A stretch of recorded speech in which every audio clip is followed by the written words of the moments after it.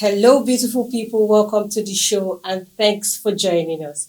This is Viewpoint, talk show where they talk as EB. On today's edition, we will be talking about the latest trends and developments, and we will also be looking at the underlying issues and challenges as we dive into the world of entertainment, politics, health, education, lifestyle, power of community, you name it. You know how we do it. Sit back, relax, and engage in our conversations. I am Hadiza Galadima, and we have right here Confidence and Cynthia. Yeah, nice to have you too. As usual, on the show, we spark meaningful conversations, inspire change within our community as we always engage in honest dialogue. And now, straight to the business of the day, let's get started. In the words of Jeremiah Bay, contentment is the foundation of true happiness, is accepting and embracing the present moment as it is. We will be talking about up-to-the-minute issues in the country. First, we will be talking about President Tinubu's possible intent on becoming the Minister of Petroleum Resources. We will also talk about Stockholm syndrome, and later on the show, we will talk about child preference among siblings, its effects and how it affects their relationship. All this and more after the break.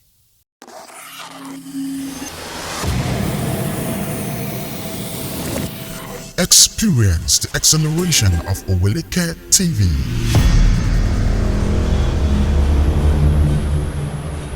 Get the latest news from the glitz and glamour of the entertainment industry to the pulse-pounding realm of sports. We provide accurate and up-to-date information, exclusive interviews with top political analysts that will leave you craving more. Our team of professionals delivers captivating contents from Nigeria and beyond. Follow us on our social media handles at Oweleketv. Visit our website at www.oweleketv for a thrilling journey. Oweleketv, rising star at the fairground.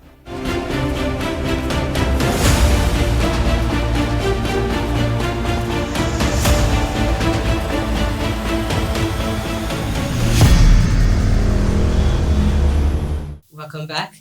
This is Viewpoint, talk show where they talk as EB. President Tinubu, like his predecessor, Muhammadu Buhari, appears prepared to head the Ministry of Petroleum Resources and the newly created Ministry of Gas Resources. The president assigned portfolios to his ministers. Some of the key portfolios include Minister of Health and Social Welfare, Attorney General of the Federation, and Minister of Justice. And he also has the Minister of Budget and Economic Planning. The president, however, did not assign any ministerial nominees to the head of the Ministries of Gas Resources and Petroleum Resources, although he has not directly stated that he intends to hold the office of the Petroleum Minister. But failure to appoint someone for the position indicates that President Tinubu seeks to hold the office. So, which pops the question, is this just, equitable, and transparent to have a sitting president as the Minister of Petroleum Resources? Let me start with Cynthia.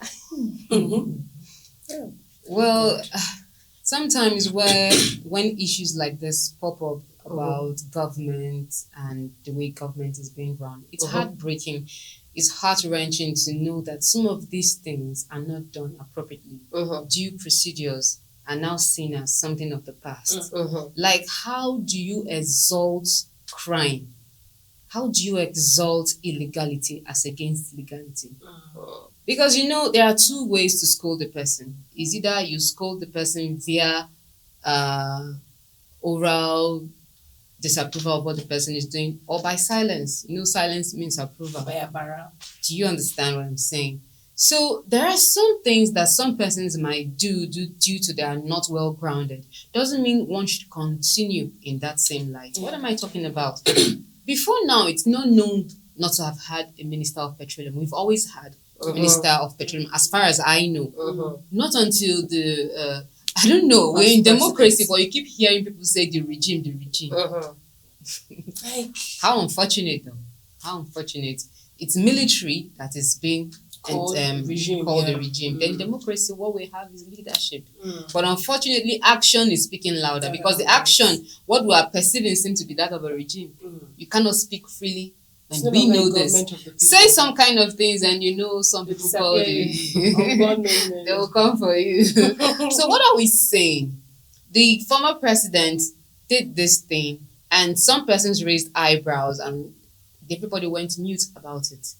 And since they saw that nobody is really saying anything or doing anything about it, they felt, whoa, so nothing is going to happen after all. And he decided to continue in that light. Doesn't make it appropriate, did it? Or does it rather? So my question is, how does the person fit into the seat of the president?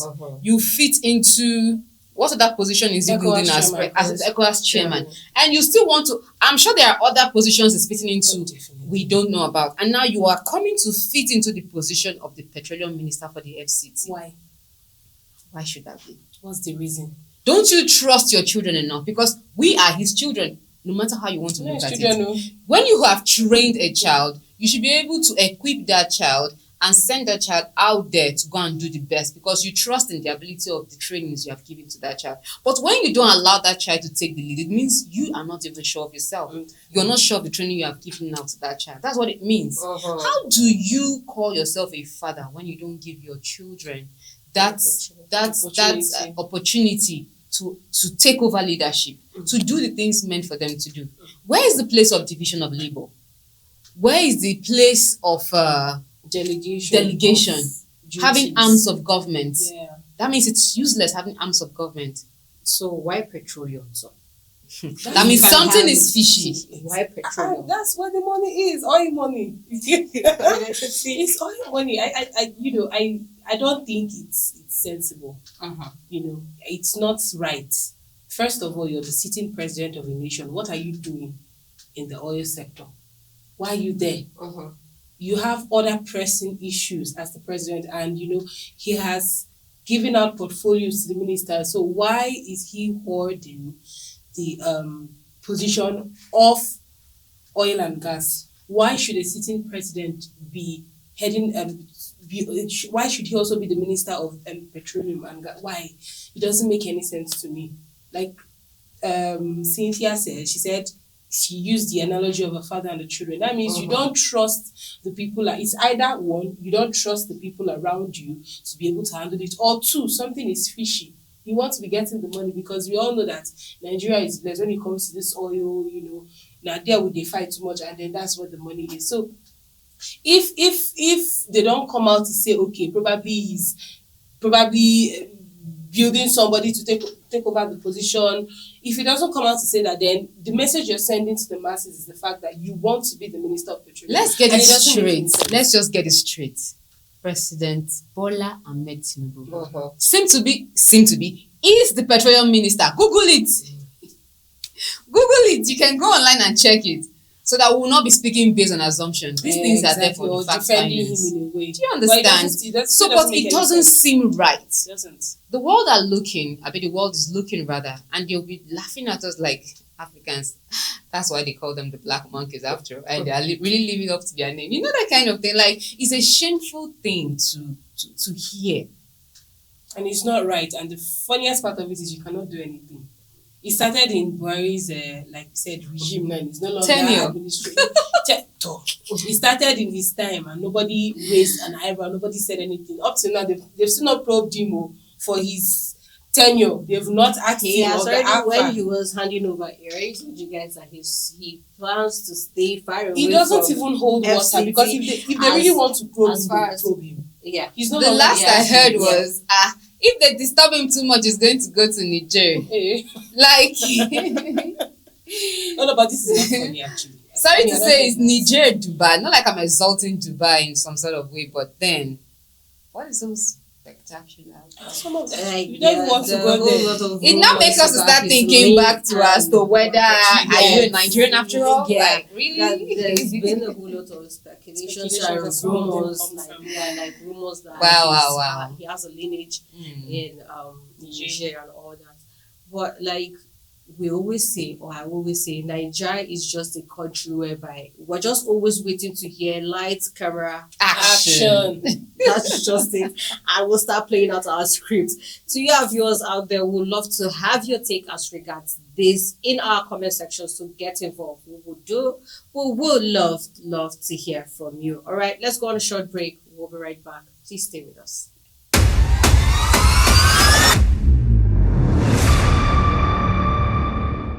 Welcome back, and thanks for staying with us. Now over to our next topic. We will be talking about Stockholm Syndrome. And it is a complex psychological phenomenon where victims display positive affections towards their captors despite facing physical or psychological harm. It reveals the powerful role of emotional attachment in human survival, and it highlights the need for psychological support for victims of abuse and trauma. Stockholm syndromes can happen in different situations, including domestic violence, kidnapping, human trafficking, political or religious hostage situations. Another Chibok girl, let's now bring a scenario in this. One of the Chibok girls named Mary Nkenki, who is now 27 years old, was adopted when she was like 16. Yes, and she has been rescued by the troops of the Nigerian army. Mary, who was rescued some days ago, said she was married to a repentant Boko Haram terrorist. She said while in captivity, she was forcefully married to Adam and she wished to reunite with her husband. So now the question is, can Stockholm Syndrome develop from a combination of fear and dependent attachment, or is solely a survival tactics or a survival strategy? The first thing you said, survival. The first one you said fear and what again? It can develop a combination of fear and dependency attachment. Which one is not even just that. It's a whole lot of things put together. It's actually vast, more than what we think. That's the first one. Because, okay, let's take for instance, Party A is kidnapped by Party B. Kept in a whole new environment. It's not just a new environment. An uncomfortable environment. Not something you are used to, and then there is no comfort. Maybe you're someone who used to enjoy AC in a cozy duplex, and then they took you to one uncompleted building. Bind your eyes. The clothes you've been wearing for the past 1 week is still what is on you. Sometimes for 2 weeks you don't know what's called water. What have not touched your skin. Like, is your mentality not slowly becoming something else? Like, I think it's the best way to go, not to have your bad. What do you think? And then you used to eat salad and chicken and rice, and someone is giving you Indomie with no salt or pepper, and like he's telling you, it's like the body kicks into, it goes from fear. Like there's a way you put it. First of all, it's combination of fear and then dependency. And then it goes from that fear to even survival. To terror to survival. So the body kicks into survival mode, and at some point, because duration is part of it, the number of times. For example, this Mary, that she was, she was 16, so that's like 9 years or 10 years. So she was 16 when she was abducted, and then you find out that time that she has spent. You don't blame her. She's a human being. For her not to die. Because, some of these people, if they don't marry these Boko Haram men, they get killed. So you don't blame her. She has to be alive, at least, even if there's that small ray of hope for her to see her parents or for her to see her people. And then she's now rescued. She's 27. Please, what did you expect the person to do? She has not known that kind of lifestyle other than that. So it has gone from fear to, okay, well, this is the way life should be. So as far as he has married me and I'm still alive and I'm clocking 27, I think he's a good man. And sometimes they don't just even keep you out of people's view. They now change your mode of thinking. Start infusing your brain with some strange thoughts. They get tortured to a point where their mentality is messed up. So the pressure of the torture. And it doesn't, like, if you see, I've seen movies, I've read a lot of stories, documentaries, novels, and I'm just putting myself in the shoe of whoever is, the person, the captive, and they rescue the person. The way this thing, how it started, like me and Cynthia were talking off camera, it started in Sweden. These ladies were kidnapped, and then when they were brought to court testify. They say what? I don't understand. Say the robbers that this is the reason why, and you think it's normal. It's this thing we're talking about now. We're talking about it like, okay, it's a mental thing. Their brain or the mental space of that person gets so messed up to the point where something that is wrong becomes right.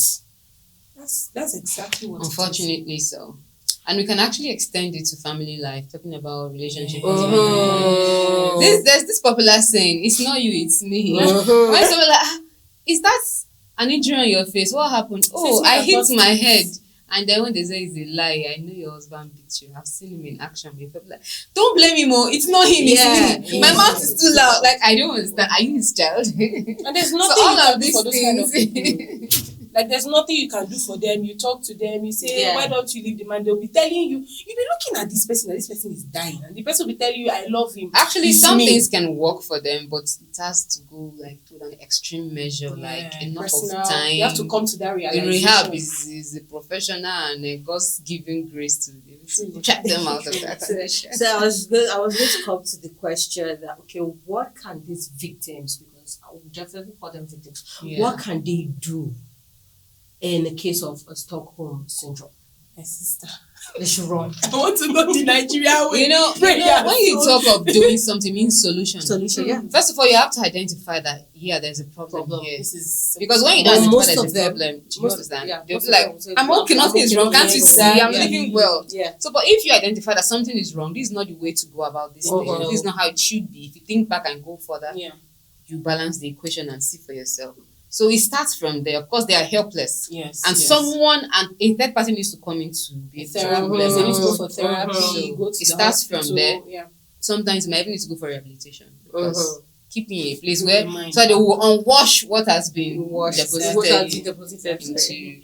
Well, we're going on a short break right now, but we would love to have your take as usual. You know how we do it on every segment. Drop your opinions in our comment section. Let's go on a short break. We'll be right back. Please stay with us.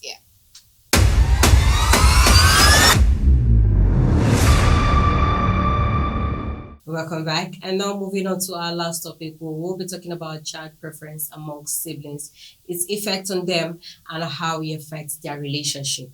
We all know parents have different personalities and parenting styles, and this may affect how they treat their children and perceive them. This can sometimes lead to parents showing favoritism towards one child over the other, which can also have a significant impact on the relationship between the siblings.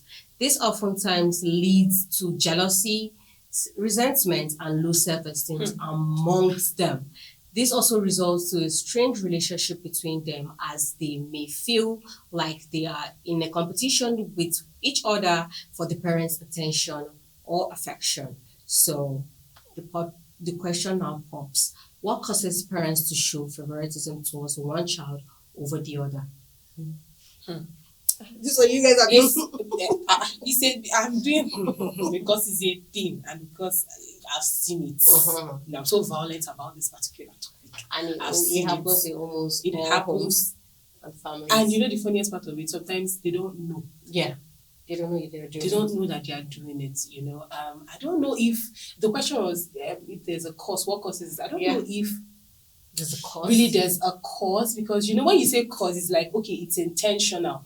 This is why this person is doing it. It's a cause, but it's indirect. It's like an unwritten unintentional cause. So I feel like one of the causes, personally, I feel like one of the causes is when a parent has had a child for a number of years. Take for example, parents that have their first child has been 5 years. It's 5 years, and after 5 years, they have the second child. Sometimes you see that thing play out. Because we've had this one for this number of years, we have this one for a long time. Before this one came, so this other one, and we're showing him love, but we'll favor this one over this one. And then the second thing might be the personality of the child, because let me tell you, even twins have different personalities, and sometimes the parents, the mom or the dad, might fall in love with the personality of probably the first child over the second child. It's not like the children are bad, but it's just a thing. I like the way this my child behaves. He behaves like so and so. He behaves like my mother. He behaves, it's just unique. And sometimes it's not wrong, but children are special. Let me just put it like that. Children are special. Every little things don't go past children. As they grow, they'll feel like, okay, mommy favors or daddy favors this person over this person. And sometimes it may not be the case, but you see them acting it out. What you're supposed to be given equally, they'll be giving it to one particular child. And you know that when children grow up with that kind of mentality, it causes sibling rivalry. And then before you can be able to trace it back, it might have gone too far. So I feel like these two, I don't know if Cynthia has maybe other causes, but I feel like these two are, the prevalent causes of why parents favor children over. Yeah. She's almost said it all, because over time we've had these things play out, and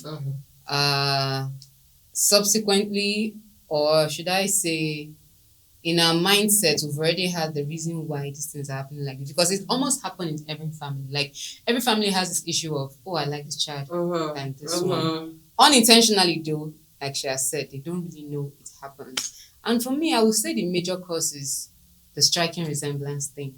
Oh, she looks so much like me. She's in my carbon copy. So you now want her to act like you, forgetting that everybody have their message they came to life to deliver.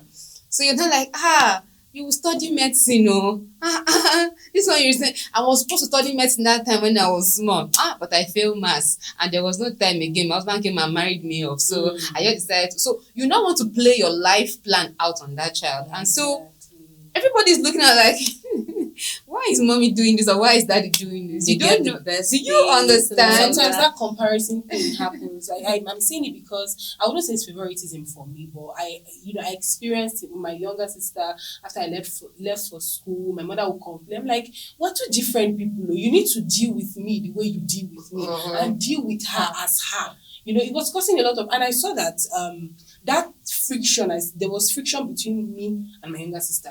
And I noticed it on times. So I had to call my parents. I said, what you're doing is not nice. You always come to the point where you tell the young girl, why can't you be like your younger sister? Why she does this? I said, no, stop comparing. I am me. She is her. Treat me like me, and then treat her like you have to come. So to avoid, sometimes most of these things is not. Sometimes it's parents' fault. Some of these things. So I feel Cynthia is actually right. Because I can relate to what you guys are saying. Like, my nieces, they are 3, and the youngest of them, we treat her differently, not because of any other thing, but because she's like the little one amongst them, and she's still very young, so they're showing her that tender love and care of a baby and a child. But the first and the second always complains that, okay, we always have, she always has her way with us. Like, she gets the best of the things, she gets more of the attention,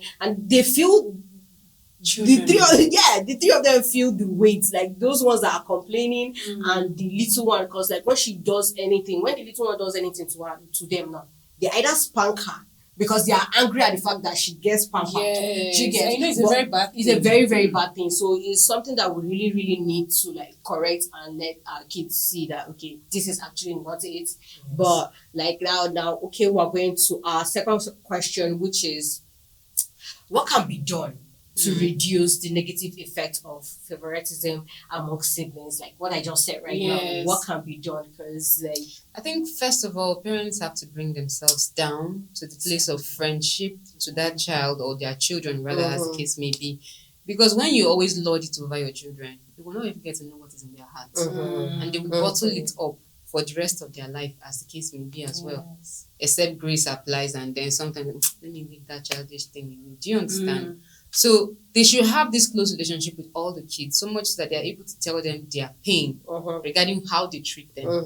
And when that happens, they should be humble enough to take the correction, because these things don't come out every day. Some children, they'll just keep it to themselves. And it forms their part of their lifestyle, and it's a negative influence. It's not a positive one in adulthood. Do you get? So these things, they should try and discuss it, have family time, have play time, you get to hear them pour their heart out as if they're talking to their best friend. And from such conversations, you're able to like, wow, is this how bad I've been doing? Because truth be told, it's like when they play your tape on the screen, you will never know until you see your So tape. is this me? Hey, did I really do that? Like, seriously? I did that. So such times, you can pick corrections from there, and then you can probably go for hangout or interactive session like this to hear people's testimony and how this thing really happened. It will help them to adjust. I think I would also go with it falls back on parents because children don't just say mommy favors you over me. They got it from somewhere. They saw it, like the what you were saying about your nieces. It's so graphic because they are just children, and for them to come to that conclusion, you can imagine. And some of these children, when these things are not taken care of, and it's not seen on time, they grow up and begin to fight battles between themselves. And then you're wondering, as the parents that we're together, we train them well, we give them the best. So what is happening? Because it happens in most families where the parents are alive, the children are just fighting themselves. And you're wondering, what is the problem? You ask the first one, what did your younger sister do to you? I just don't like her. Okay, what's the issue? There is the issue that they didn't see from the time they were supposed to see it is the fact that there was favoritism. So I think it falls back on the parents to start on time, to pay attention, so that when some children will not tell you some things, but it's when you go and say, what is bugging you? Tell me, we as Africans, we are missing a lot. That's why I think it's where white people sometimes, I said sometimes, get it, right. Call them together. What is bugging you? Tell me, what is it that I'm doing that you don't like? And you'll be so surprised what will come out of that child. For your nieces to be saying that kind of thing, it tells you people that, okay, you need to do something about it so that they don't grow up and begin to fight. And then themselves. what she just said, just trigger another solution is words of affirmation. Don't always downgrade your child. Yes. No other child can be better than your child. If you keep doing that, that means you're making them have this inferiority complex in them. Always tell them they can be the best. Yes. Let them know that is not their end point. Human beings, as God has made us, we metamorphose. We can metamorphose positively. And when you always give them that word of affirmation, the sky is the And please starting stop point. comparing. Parents, stop comparing. Stop comparing. I know what I'm saying. It's all this comparison. Why you not like them? But it causes issues. Well, child preference among siblings is a complicated issue that requires attention and understanding from parents. So treating all children equally and addressing any feeling of resentment and jealousy can help foster a positive and healthy relationship between siblings. That's it on today's edition. You already know. Talk show where they talk as EB. We would love to hear from you, so be a part of our conversation by dropping your opinions in our comment sections, and don't forget to follow all our social media handles displayed on your screen for more exciting episodes of Viewpoint. Do subscribe and turn on the notification bell on our YouTube channel at Oweleketv. Our website is oweleke.tv. Till we come your way again.